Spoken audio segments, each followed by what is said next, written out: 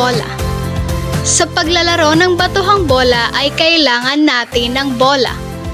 Ang mga manlalaro ay nahahati sa dalawang grupo, ang mga tagatapos at ang mga tagasalo.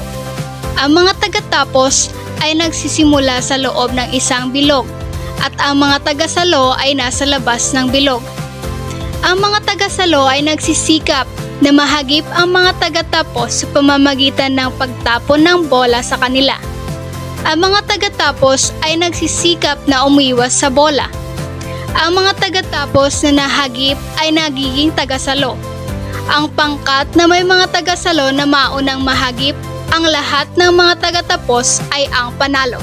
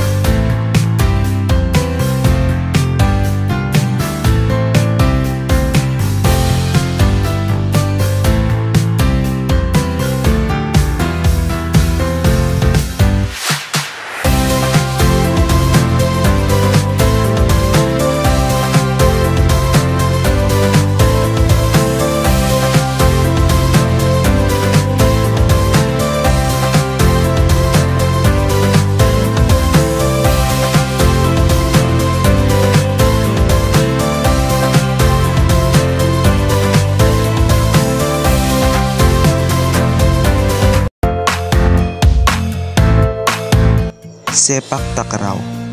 Mga gamit: bola, isang maliit, bilog na bola, kadalasang yari sa ratan o sentetikong material. Net, isang net na nakakabit sa gitna ng korte. Sa paglalaro ng sepak takraw, isang manlalaro ang nagsisimula sa pamamagitan ng pagsipa sa bola sa kabilang panig ng net. Ang bawat koponan ay may tatlong pagtatangka upang maibalik ang bola sa kabilang panig gamit lamang ang paa, tuhod, dibdib at ulo. Ang isang koponan ay makakakuha ng puntos kung ang kalaban ay gumawa ng foul o hindi maibalik ang bola ng tama.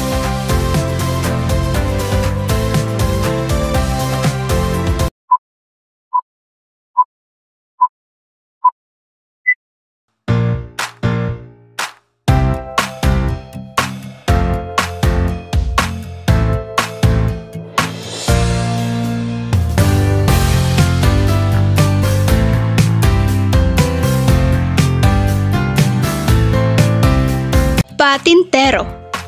Susukatin ng larong ito ang bilis, liksi at talas ng atensyon ng manlalaro at ang kakayanan nilang maglaro hindi bilang mga hiwalay na individual kundi bilang isang nagkakaisang koponan. Kailangang makalagpas ang mga bangon sa lahat ng linya mula sa una hanggang sa dulo at makabalik muli sa lugar na pinagsimulan nang hindi sila natataya. Ang mga taya naman ay magbabantay, isang tao sa bawat linya at pipigilang makalagpas ang mga bangon sa pamamagitan ng paghuli at pagtaya gamit ang tapik o pag-abot ng kamay sa harap na bahagi ng katawan.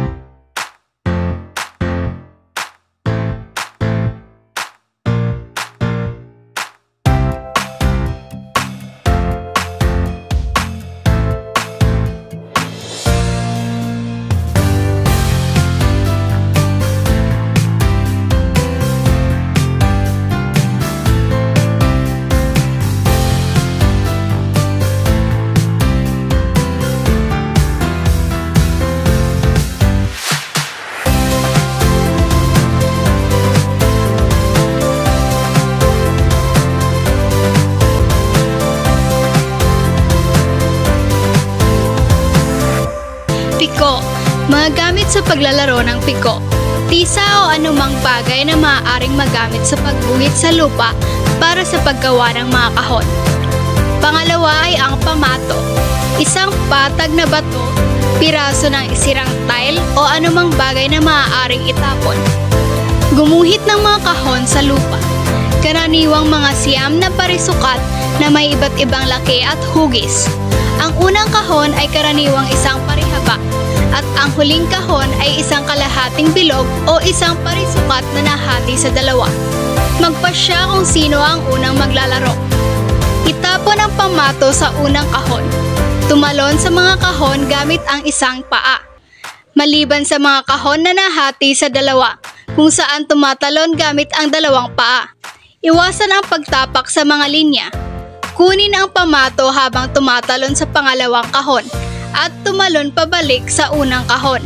Ulitin ang proseso para sa bawat kahon. Ang unang manlalaro na makatapos sa lahat ng mga kahon nang hindi nagkakamali ay ang panalo.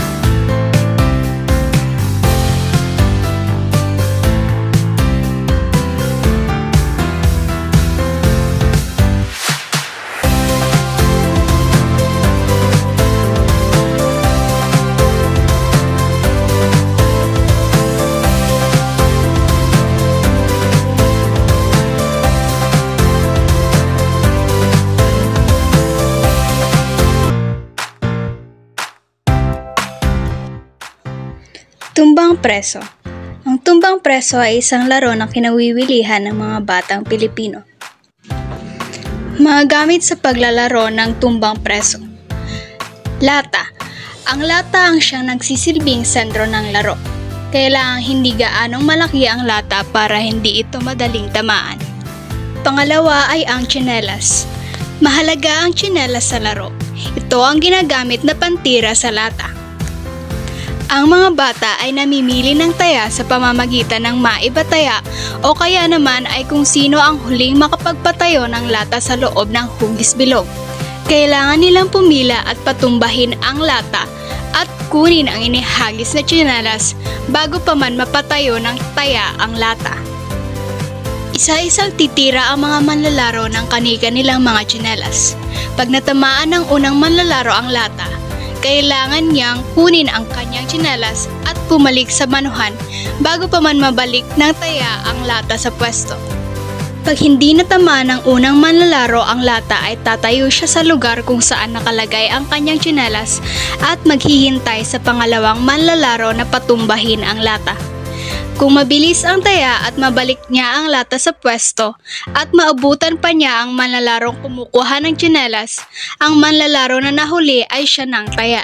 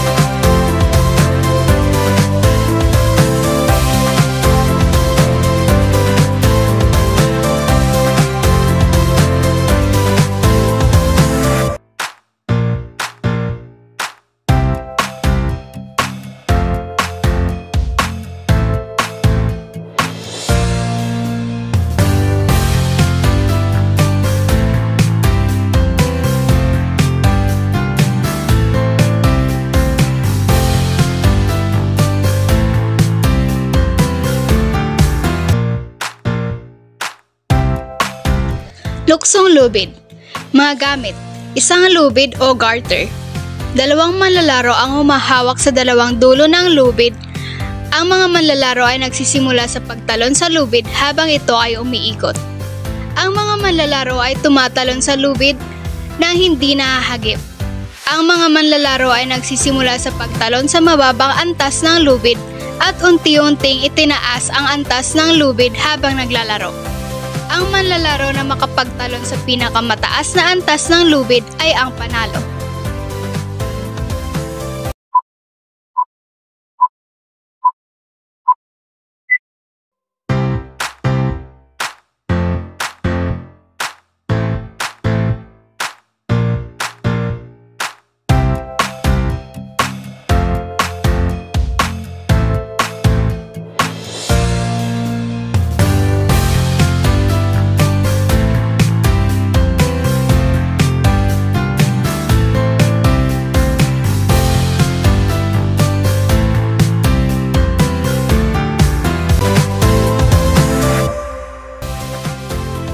Luksong tinik. Sa paglalaro ng luksong tinik, kailangan hatiin ang manlalaro sa dalawang pangkat. Maaring mag-toss coin o magbato-bato pick ang mga manlalaro. Ang pangkat na mananalo ay siyang unang maglalaro. Pipili ang bawat pangkat ng leader o nanay na may kakayahang tumalon ng pinakamataas. Ang tayang pangkat ay mamimili ng dalawang miyembro na siyang uupo at pagdirikitin ang talampakan na tatalunan ng kabilang pangkat.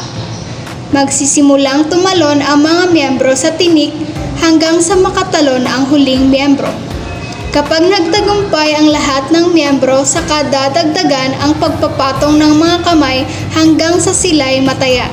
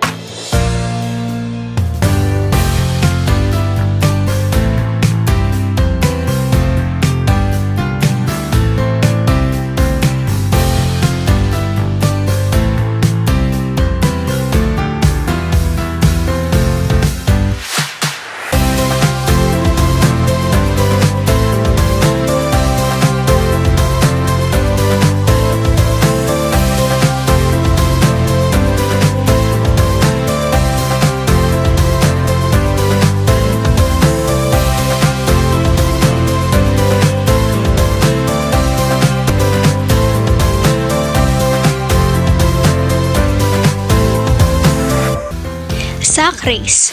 Sa paglalaro ng sack race ay kailangan natin ng mga sako.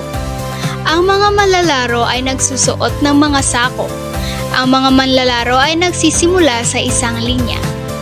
Ang mga manlalaro ay tumatalon sa mga sako hanggang sa katapusan ng linya. Ang mga manlalaro ay hindi maaaring maglakad o tumakbo. Ang unang manlalaro na makarating sa katapusan ng linya ay siyang panalo.